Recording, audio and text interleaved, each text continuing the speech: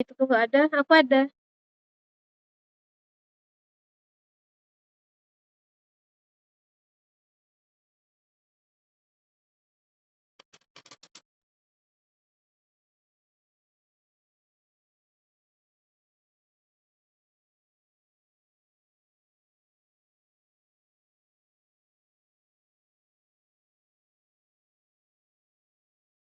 Yang mana?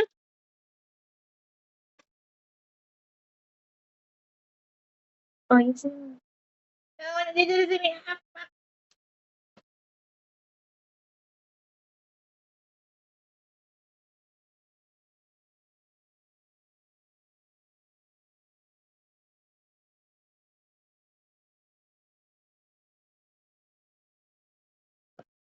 Sarah kan masuk belum?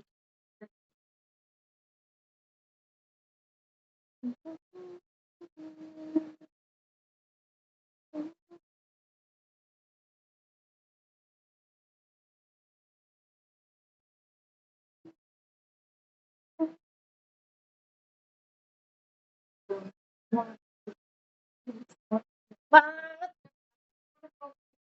Oh, sumpah. Itu tuh gampang kali sih kalau untuk kedengarannya. Iya lagi.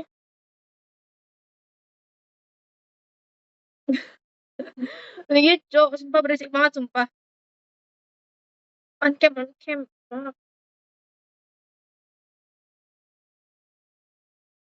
Orang udah siap-siap mau pergi itu anjir, mau pergi SL, aku aja siap-siap belum lagi. Ada apa aku tempel aja muka aku ya. Siapa is? Itu apa?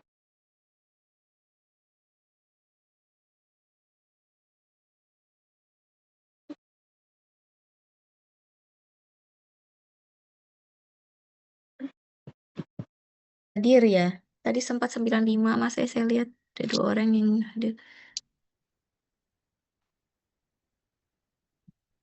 Tolong dipantau ya siapa yang nggak hadir. Nanti minta tolong. Sekretarisnya siapa ya? Izin dokter, Melani dokter. Oh, Mel. Mel, nanti kira-kira kalau siapa yang nggak datang boleh dijaprikan ke saya ya, Dek ya. Oke, makasih. Oke, kita mulai saja ya, Adik-adik. Bismillahirrahmanirrahim. Assalamualaikum warahmatullahi wabarakatuh. Waalaikumsalam warahmatullahi wabarakatuh, dokter. Baik, adik-adik, untuk pagi ini kita akan ada satu KP dengan saya ya. Saya izin share dulu. Sebentar. Saya coba slideshow. Oke, kalau seperti ini apakah sudah terlihat? Izin terlihat, dokter. Sudah berganti-ganti kah slide-nya pas saya Sudah, gerakan Mbak. ini? Sudah, oke. Kita mulai saja ya adik-adik ya. Untuk blog ini saya memberikan KP tentang pemilihan warna gigi tiruan.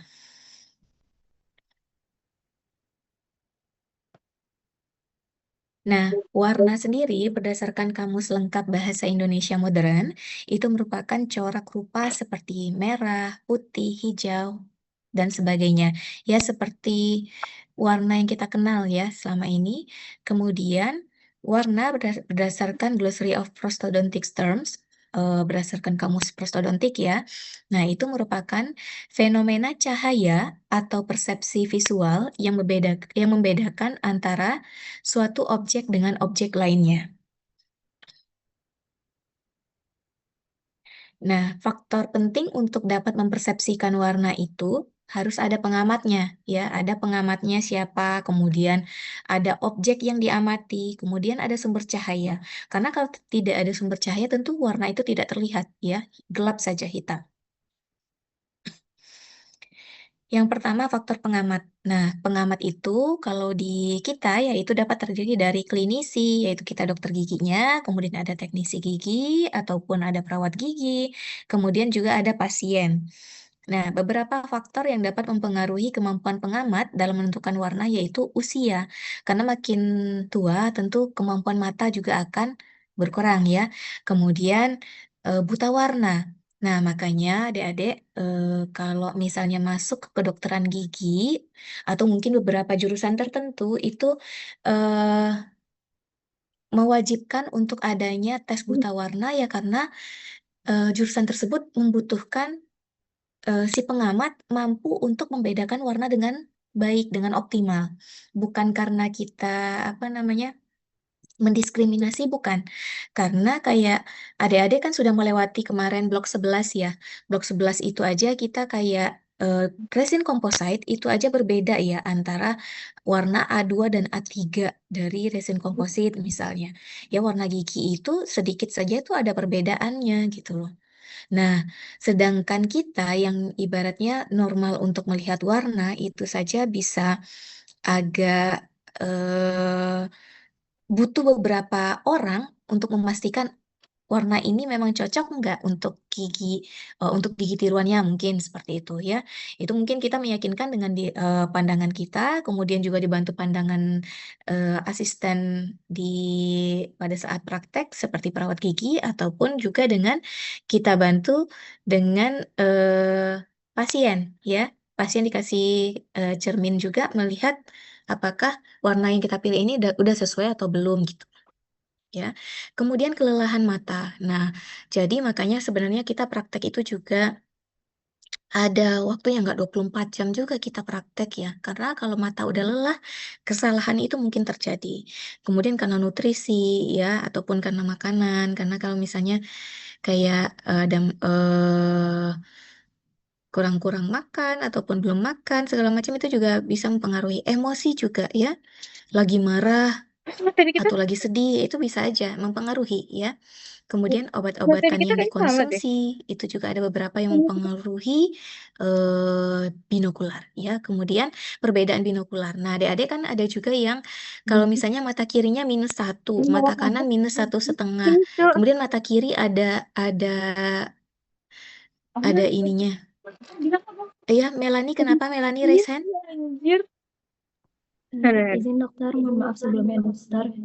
Ah, Sepertinya KP yang sekarang itu judulnya Perkembangan Teknologi Peralatan Kedokteran Gigi, dokter. oh sorry, sebentar. Ini bukan blok 12 ya? Bukan dokter. Wah, maaf. Iya, kebalik saya berarti ya, sebentar. Maaf ya adik-adik. Ini soalnya saya juga KP di blok 12. Oh, nanti siang berarti. Salah saya, maaf ya. Ya ampun. Yang apa sih kita judulnya sekarang, Dek? Izin dokter, Perkembangan Teknologi Peralatan Oh Kedokteran. iya, ini blok 6 ya. Saya pikir blok 12. Blok 6.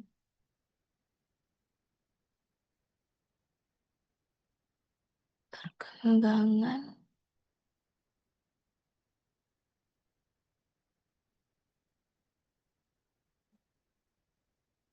Kalau si Melani bilang ya ada, nanti pasti diundur gak sih ini?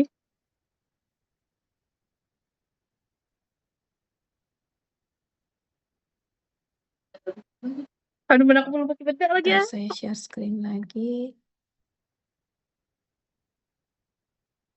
Seharusnya kasih tahu di awal tadi ya. Aku tahu dong, kalau aja baru nggak pas dokter bilang ada blok 11. Nah, seperti ini sudah berganti kah? Iya, sudah dokter. Sudah ya? Oke. Ya, maaf ya adik-adik ya. Oke, saya tayangin sini dulu. Oke, ya. Pagi ini berarti kita blok 6 ya, bukan blok 12. Tentang perkembangan teknologi peralatan kedokteran gigi. Sebentar saya hide ini dulu.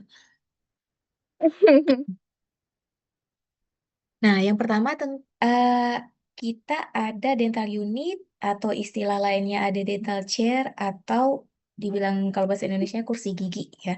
Sebenarnya nggak kursi aja sebenarnya, maka dibilangnya dental Ini unit. Jadi sebuah unit gitu loh, nggak hanya banyak ada ya, banyak dental oke. chairnya, ada table-nya dan lain-lain. Nanti ini juga dengan pada saat kita praktikum ini akan kita lihat nanti ya. Kalau zaman dulu adik-adik kita berbicara perkembangan ya, zaman dulu banget mungkin zaman Ya, awal-awal ada dokter gigi kali ya. Aduh, ngerti ya, Pak. Kursi gigi ini itu hampir mirip kayak kursi tukang cukur. Adik-adik pernah lihat nggak kalau di depan, kalau di luar negeri dulu ya, kursi apa namanya, ada lampu di depan, lampu spiral, lampu yang warna spiral merah, biru, putih di depan tukang cukur. Nah, itu dulu kalau untuk cabut gigi itu kalau nggak salah itu sempat juga tukang cukur itu merangkap-merangkap untuk pencabutan gigi segala macam kayak gitu. Ya, sebelum ada dokter gigi, sebelum anestesi ditemukan. Nah, yang merah itu untuk gigi, yang untuk pencabutan ibaratnya yang berdarah-darah. Nah, kemudian yang biru itu untuk cukurnya. Nah, gitu. Nah, makanya ada di beberapa tempat cukur itu ada lampu spiral vertikal agak panjang gitu yang Nampak lagi. berputar-putar. Nah, itu dia dulu sejarahnya ya. Mungkin adik-adik bisa baca atau mungkin ada sejarah-sejarah lain gitu ya. Dulu kurang lebih seperti ini adik-adik ya. Mirip dengan kursi tukang cukur dan kalau untuk naik turunnya itu masih pakai pedal seperti ini. Jadi diinjak baru dia naik gitu. Kemudian bisa diatur naik turunnya tapi enggak, untuk kemiringannya juga mungkin bisa diatur tapi masih manual semua gitu. Nah, ini untuk bak sputumnya ya, bak sputum untuk meludahnya ya, kemudian ini untuk air, kemudian ini alatnya. Saya pun tidak pernah bertemu dengan eh, apa nenek moyang dental unit ini, nggak pernah Ini ketemu mau ya, yang seperti ini. lupa Itu ya apa hanya nih dapat dari loyang. gambar. Mungkin adik-adik nanti juga untuk tutorialnya bisa mencari gambar-gambar yang lebih banyak mungkin untuk sejarahnya dental unit atau dental chair. Kemudian Kemudian untuk perkembangan sekarang, kurang lebih dental unit itu seperti ini ya, adik-adik ya. Ya, seperti ini ada foot controlnya ya. Untuk foot control untuk naik turun, kemudian untuk pedal untuk ininya, untuk burnya. Kemudian ada box putumnya seperti ini untuk keluar air, untuk berkumur, ya. Kemudian sudah terintegrasi juga dengan light cure, scaler, kemudian suction. Kemudian juga ada lampunya, mungkin juga dilengkapi dengan layar kalau ada gitu ya. Kemudian ada ini juga kurang lebih sama ya, bisa untuk ini apa namanya untuk kontrol untuk mau naik turun ataupun miringkan pasien segala macam gitu ya. Kemudian ini gambar-gambar Sempat banget nggak plan aku entah disuruh? hasil Aku lagi AI beli atau kapan? mungkin Enggak ya? mungkin ide-ide di luar nalar yang Apa? ada dibuat sama Kelihatan. orang ya, saya lihat nih ada yang seperti ini. Tapi kalau seperti ini mungkin ergonomis untuk kerja dokter giginya agak kurang ya. Jadi mungkin bisa saja nanti ke depannya dental unit ini akan berkembangnya, kita nggak tahu akan seperti apa gitu. Tapi sejauh ini kurang lebih dental unit yang sudah ada yang di tengah ini ya adik-adik ya, seperti yang di tengah ini. Aduh. Kemudian Kemudian ada juga ya untuk perkembangan teknologi di kedokteran gigi ini adik-adik yang saya sampaikan sekarang ini hanya benar-benar kuliah pengantar. Jadi tidak semua perkembangannya itu bisa saya tuangkan di dalam kuliah ini. Jadi emang ini hanya sebagai pengantar. Jadi adik-adik masih bisa nanti elaborasi dan mencari lebih jauh dan lebih banyak tentang perkembangan baik alat-alat di kedokteran gigi. Nah, kemudian ada perkembangan juga laser di kedokteran gigi ya. Kegunaan laser ada juga untuk jaringan keras. Nah, itu bisa ada laser yang bisa untuk preparasi gigi. Kemudian ada laser yang bisa untuk tes sensitivitas gigi. Kemudian ada juga laser untuk mendeteksi kavitas. Early detection cavity. Kadang-kadang alat lasernya itu mungkin satu, tapi kemudian untuk penggunaan preparasi, kemudian tes sensitivitas, kemudian mendeteksi kavitas itu untuk panjang gelombangnya mungkin berbeda-beda. Nah, seperti itu. Kemudian selain jaringan keras, laser juga bisa digunakan pada jaringan lunak. Nah, ini menggantikan proses manual bedah seperti gingivektomi, frenektomi, pengangkatan epulis, pengangkatan tumor, apikoektomi, dan lain-lain. Jadi, mengurangi terjadinya perdarahan dan mempercepat untuk penyembuhan pada pasien. Kemudian kegunaan laser lainnya bisa mempercepat proses bleaching pada proses tooth whitening, kemudian Kenapa nggak di bisa kamera? juga ada yang laser untuk menghilangkan rasa sakit pada TMJ. Nah, manfaat laser yang pertama itu bisa untuk tindakan untuk jaringan lunak yang sehingga tidak perlu dijahit ya, karena dia perdarahannya minimal. Kemudian dengan perdarahan yang sangat sedikit, nah karena sinar yang dikeluarkan akan memberikan efek koagulasi atau pembekuan dinding pembuluh darah dan Ada menghentikan tapi kayak perdarahan. aku gitu loh di Kemudian infeksi bakterinya sangat kecil karena sinar yang keluar bersifat membunuh bukan kuman karena dia panas ya adik-adik ya. Kemudian kerusakan jaringan sangat sedikit dan penyembuhan cepat karena segera terjadi regenerasi sel. Ini salah satu merek ya adik-adik ya, bentuk-bentuk laser. Nanti adik-adik bisa cari lagi yang lebih banyak. Ya, nah seperti ini. Nah, ini bisa untuk preparasi, bisa untuk gingivektomi, kemudian bisa untuk frenektomi. Ya ini ya, yang misalnya frenulumnya rendah kayak begini, tinggi kayak begini ya, yang sampai ke sini frenulumnya sehingga terjadi diastem ya, diastem seperti ini. Nah ini bisa melakukan frenektomi tanpa pakai laser aja, jadi nggak perlu bedah-bedah yang berdarah-darah gitu. Nah, penyembuhannya lebih cepat.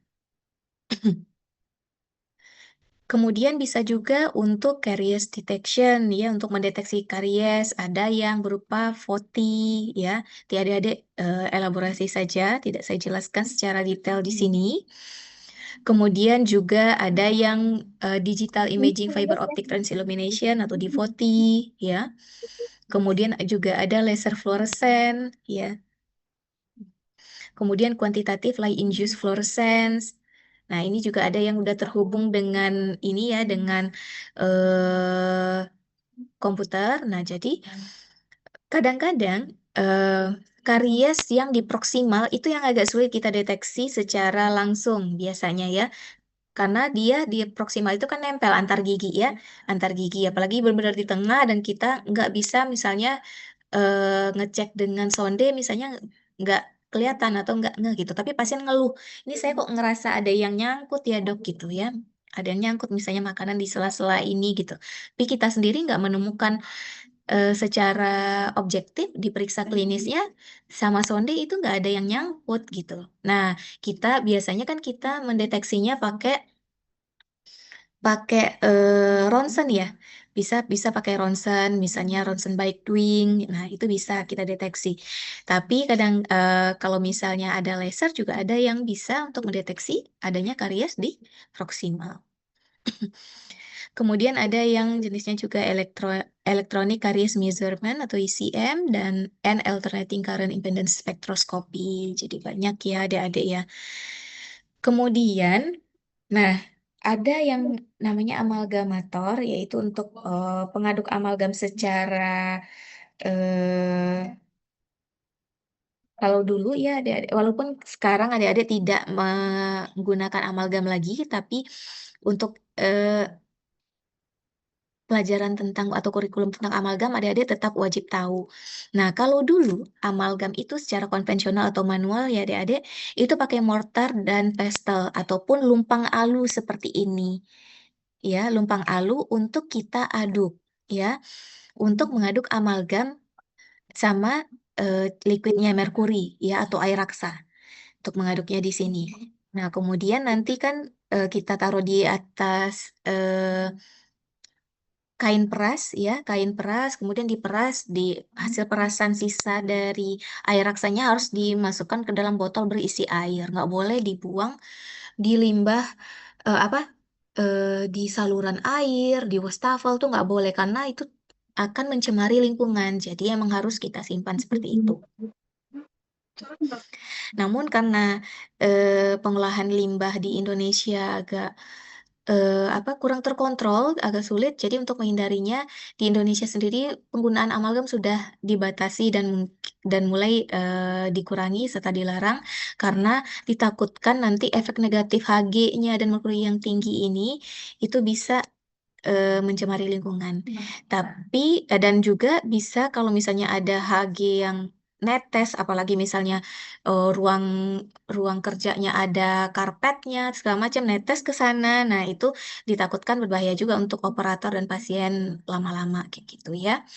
Nah, tapi kalau amalgamnya sendiri kalau sudah menjadi aloe amalgam atau campuran amalgam, itu dia sebenarnya dia sudah tidak rilis ini ya, sudah kalau udah setting dia sudah tidak rilis lagi air raksanya gitu loh. Jadi tidak ada laporan yang benar-benar menyebutkan bahwa karena pengguna amalgam kemudian jadi cancer gitu-gitu sih nggak ada ya, belum ada, belum ada selama ini. Tapi yang kita takutkan memang adalah limbahnya yang kelebihan dari merkurinya ini gitu. Kemudian kalau secara manual itu kan dulu kerjanya lama dan biasanya kadang-kadang kalau ngaduknya kurang oke itu kita tidak homogen ya. Nah, untuk itu berkembanglah teknologi baru. Nah, untuk amalgamator ya, fungsinya juga mengaduk amalgam dan Hg. Jadi eh, kalau tadi kan bubuk dan cairannya terpisah seperti ini ya, bubuk, beneran bubuk, kemudian liquid seperti ini. Nah, kalau yang dengan amalgamator nanti sediaannya bubuknya itu udah ada dalam kayak tablet kecil, kemudian raksanya juga ada kayak dalam tablet kecil. Nah, kedua tablet itu nanti dimasukkan ke dalam kapsul-kapsul seperti ini dan ditaruh di sini. Ditaruh di sini, kemudian baru digetarkan secara langsung. Nah, seperti ini. Tinggal pencet, dia ngaduk, tidak ada sisa merkuri karena sudah diperhitungkan bahwa adukannya itu pas. Nah, ini kelebihannya. Jadi, untuk limbahnya paling hanya limbah kelebihan amalgam, tapi bukan limbah merkuri secara langsung seperti kalau kita manual. Namun kekurangannya itu harganya lebih mahal tentu ya. Nah, cuman kelebihannya aman karena terlindungi dari efek Hg dan merkuri seperti yang saya sampaikan dia udah pas. Jadi udah nggak ada lagi kelebihannya gitu. Kerja cepat dan homogen. Nah, kalau untuk di luar negeri sendiri kayak di Amerika amalgam masih dipakai ya karena sejatinya sampai saat ini untuk direct restoration ataupun tambalan secara langsung yang paling kuat masih dipegang oleh amalgam ya.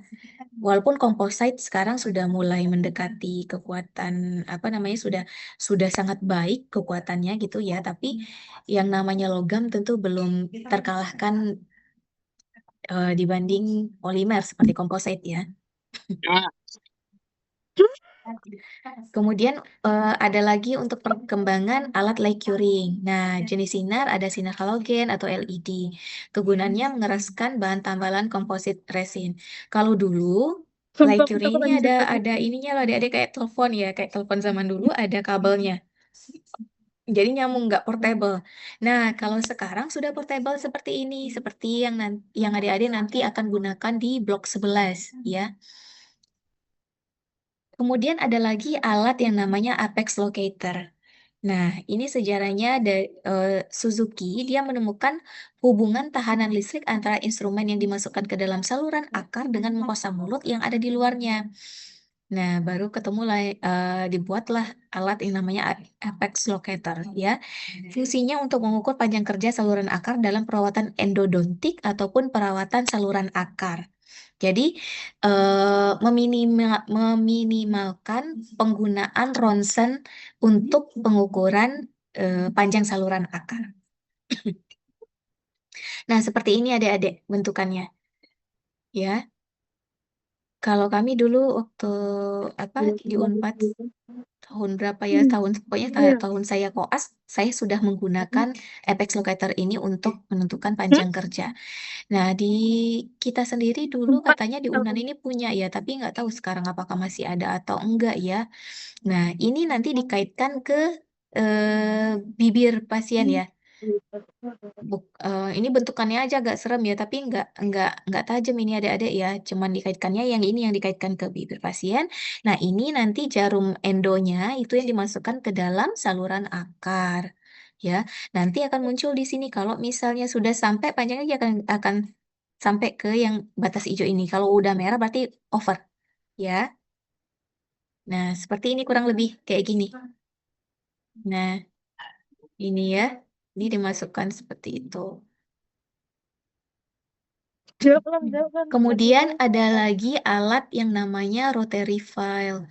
Nah, kalau dulu, bukan dulu ya, sampai sekarang pun masih ada finger file ya, maksudnya yang memang kita kerjakan manual pakai jari saja gitu loh.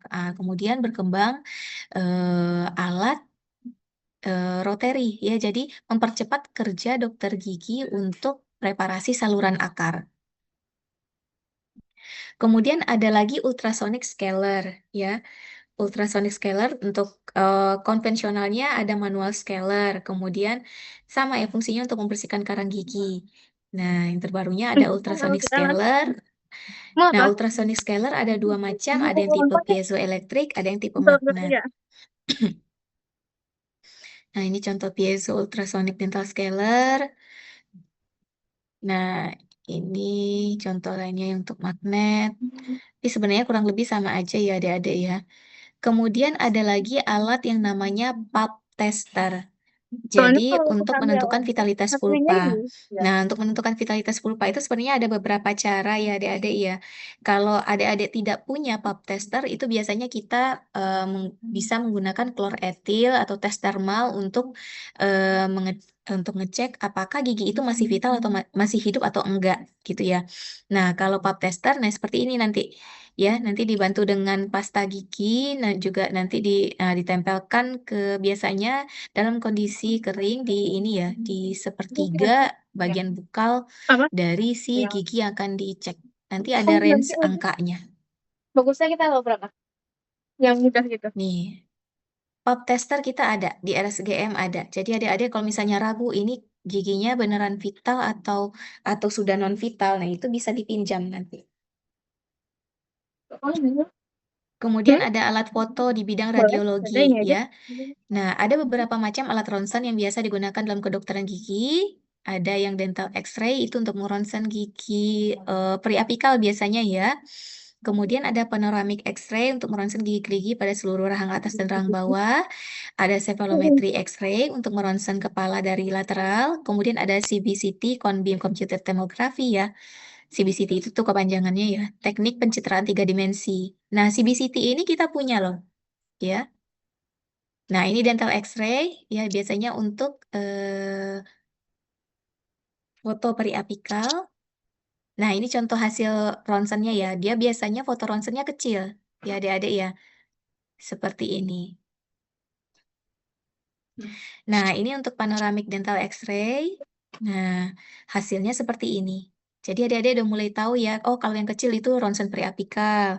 Oh, yang besar itu ronsen panoramik yang seperti ini gitu. Kemudian lateral seperti ini, nah ini contohnya salah satunya cephalometry. Biasanya untuk keperluan orto ini diminta ya, selain panoramik juga diminta untuk cephalometry. Nah, ini kemudian hasil CBCT seperti ini. Dia bisa 4 dimensi ya, bisa diputar-putar, bisa dilihat sampai potongan, misalnya potongan interdental yang ini, segala macam, nah itu bisa.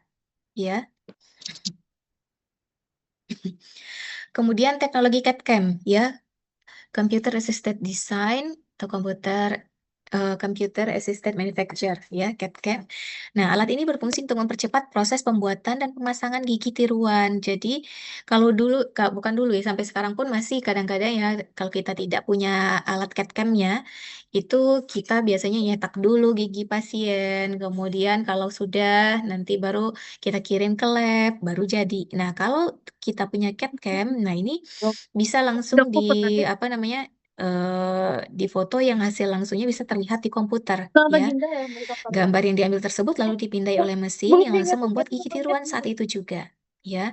Jadi makanya juga harganya juga mahal ya. Alatnya juga mahal, kemudian sehingga yang kalau juga gigi tiruan yang cepat seperti ini juga pasti jauh lebih mahal daripada yang dibuat dioper ke lab gitu ya.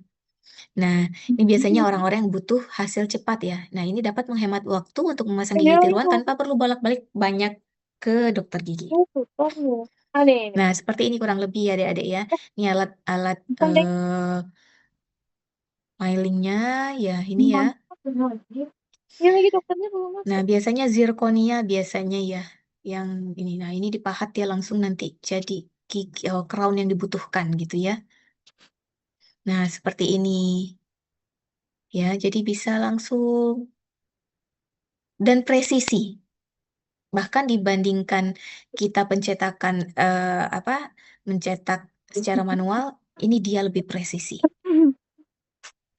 Kemudian ada juga jet polisher, alat jet polisher. Nah, ini fungsinya untuk mengangkat Sampai lak gini dan ya stain dokternya. pada gigi. Nah, ini alatnya biasanya di sini nanti dimasukkan pumis ya, bubuk pumis. Nah, nanti bercampur dengan air dalam sini, kemudian baru diarahkan ke gigi pasien Apa?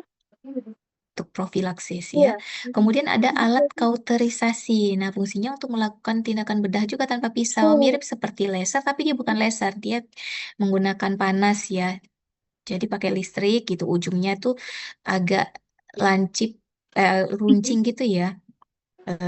Sehingga dia bisa untuk bagian-bagian yang kecil dan sulit itu bisa. Kemudian ada dental whitening, ya. Tujuannya untuk melakukan bleaching, memutihkan gigi. Ada dua macam, ada office bleaching, ada home bleaching. Nah, alat bantunya, nah ini dia dental whitening lamp atau dental whitening machine. Ya, fungsinya mempercepat proses pemutihan gigi. Nah, seperti ini kurang lebih alatnya, adik-adik. Ya, dia berupa lampu untuk mempercepat kerja dari bahan bleaching. Ya, nah seperti ini kurang lebih. Ya. Kalau sekarang, perkembangan sekarang sudah ada juga bahan bleaching yang tanpa perlu menggunakan eh, lampu seperti ini. Tapi kalau ada beberapa juga bahan bleaching yang membutuhkan eh, whitening lamp seperti itu. Dan hasilnya biasanya yang pakai whitening lamp sih lebih optimal biasanya ya. Nah, ini home bleaching. Nah, pesan saya adik-adik, mohon berhati-hati untuk banyak sekali beredar di pasaran ya, di e-commerce, mau di shop, kesebut lagi, mau di keranjang kuning, keranjang oranye, keranjang putih, ya, keranjang biru, keranjang Nggak hijau. ngerti Nah, joknya. itu kan banyak yang jual-jual apa namanya home bleaching, apalagi produk-produk dari China biasanya ya. Itu mohon Mahal berhati-hati. kan? Tahu. Dilihat dulu Kalau di benar pasar nggak dapat itu tiga itu. Ya. sudah layak, sudah approve ya, approve apakah FDA-nya, apakah SNI-nya kalau di Indonesia gitu lah ya. Karena kalau tidak ditakutkan nanti bisa menyebabkan inflamasi ya, peradangan pada gusi terutama. Ya, kalau di dokter gigi kan kita biasanya ya nih gusi-gusi ini dilindungi dulu, ada bariernya, ada pelindungnya, ya. Nah, kalau yang home ini kan walaupun memang biasanya untuk konsentrasinya dia dibuat jauh lebih ringan ya, tapi ditakutkan nanti kalau sembarang penggunaan itu akan membuat gigi lebih sensitif, kemudian inflamasi ataupun alergi pada orang-orang tertentu dengan bahan yang ataupun kandungan yang ada dari si bahan bleaching tersebut. Jadi tolong hati-hati, nggak sembarangan ya adik-adik ya. Tuh.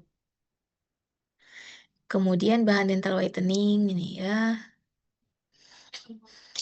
Kemudian ada juga yang intraoral kamera. Nah, intraoral kamera ini sebenarnya hanya untuk apa ya, alat bantu untuk melihat keadaan gigi di rongga mulut. Nah, kita kita dari kamera itu kita tayangkan di layar sehingga pasien bisa melihat kayak gini loh gigi bapak, gigi ibu, gigi adek di ini di yang sekarang gitu loh. Ternyata ada lubangnya ya. Nah, kayak gitu. Kemudian untuk memperlihatkan hasil akhirnya mungkin kepada pasiennya juga bisa gitu ya. Nah, intraoral kamera. Ini contoh tambalan amalgam ya. Kemudian ada handpiece handpiece cleaning ya. Handpiece kita bisa dimasukkan di sini, dibersihkan, kemudian juga nanti biasanya akan dilubrikasi dengan minyak khususnya ya. Kemudian sterilisator. Nah, alat untuk mensterilkan peralatan kedokteran gigi. Ada dua macam sterilisator, ada sterilisator basah, ada yang kering, ya. Nah, ini ada yang kering, ada yang basah. Kemudian ada yang berkembang juga, ini bukan sebenarnya dibilang alat lebih antara alat atau produk ya sebenarnya kalau untuk dental implant ya adik-adik ya. Yaitu gigi tiruan yang ditanamkan, ini saya berbicara untuk perkembangan aja di kedokteran gigi ya. Gigi yang tiruan yang ditanamkan ke dalam tulang ya.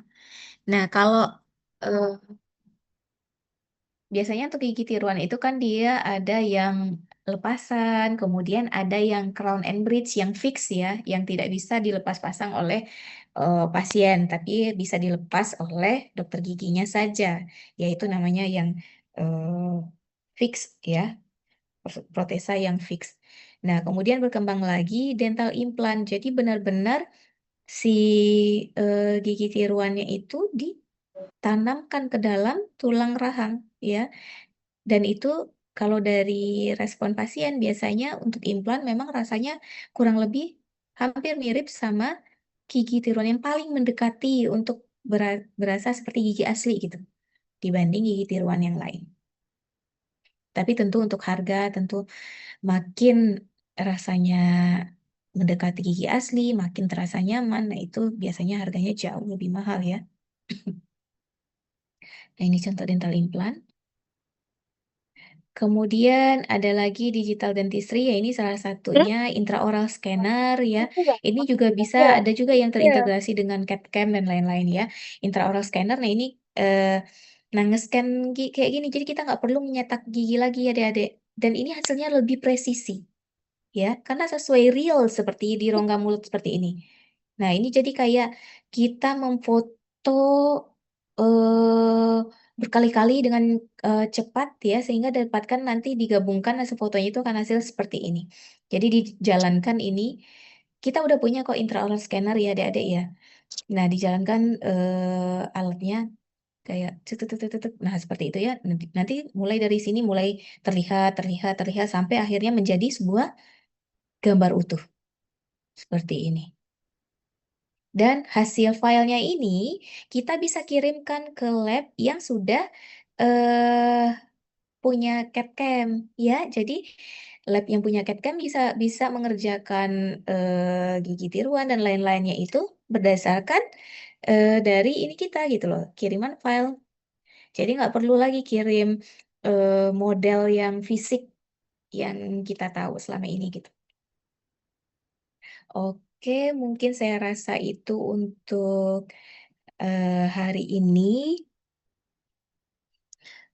Oke, adik-adik sampai di sini kira-kira ada pertanyaan kah?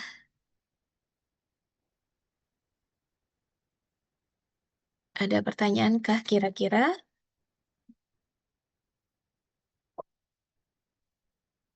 Atau sudah cukup dipahami?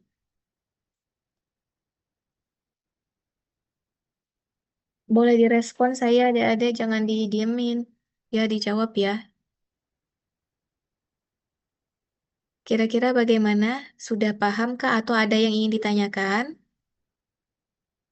Jadi sekiranya cukup, dokter. Dinar doang yang jawab. Yang lain kemana? Boleh direspon saya adik-adik. Dokter, insya Allah cukup dokter. Cukup, dokter. Ini yang lain, suara cuma 3 orang. Saya mohon respon semuanya. Tuh. Izin Izin dokter, sudah Izin cukup dokter, dokter. cukup. Izin dokter, Sudah cukup cukup, dokter. Sudah cukup, Terima kasih dokter. dokter, Cukup, sudah dokter. cukup dokter. Cukup dokter.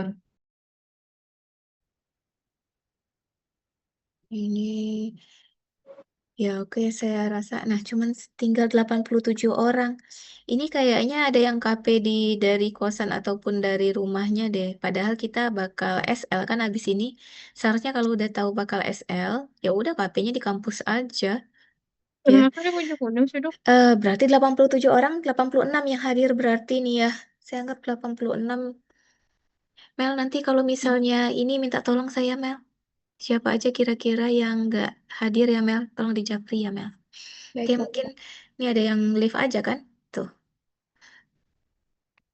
tiba-tiba live kayak begini. Saya screenshot deh jumlahnya. Pensiun. Nih, 86 orang sama saya. 85 berarti. Ada sekitar 10 orang. Berarti yang udah live. Ya, oke saya rasa itu saja. Ucapkan hamdalah terlebih dahulu. Doa kafaratul majelis. Asyhadu an la ilaha illallah wa atubu ilaik. Oke, untuk kelompok saya sampai berjumpa kita di ruangan. Saya rasa itu saja. Terima kasih. Banyak maaf. Sudah di screenshot ya, Mel? Assalamualaikum warahmatullahi wabarakatuh. Waalaikumsalam Waalaikumsalam warahmatullahi warahmatullahi wabarakatuh. wabarakatuh. Terima kasih, Dokter. dokter. Maaf ya Makasih dokter. banyak. Terima kasih dokter.